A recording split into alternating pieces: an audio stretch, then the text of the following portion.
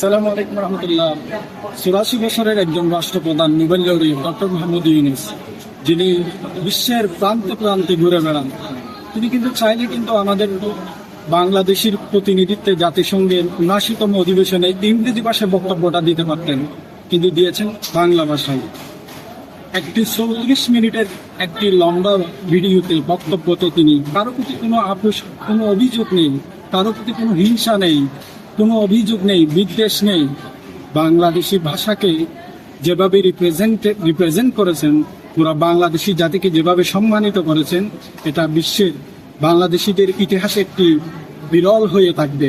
বিগত বাংলাদেশের কোনো রাষ্ট্রপ্রধানের এরকম গৌরবময় ভাষণ, যা একটি গণঅভ্যুত্থান পরবর্তী যতটুকু দরকার, যেভাবে বলা দরকার, যেভাবে রিপ্রেজেন্ট করা দরকার, ইতিহাসকে, ঐতিহ্যকে, জাতিকে একদম সেভাবেই তিনি করেছেন।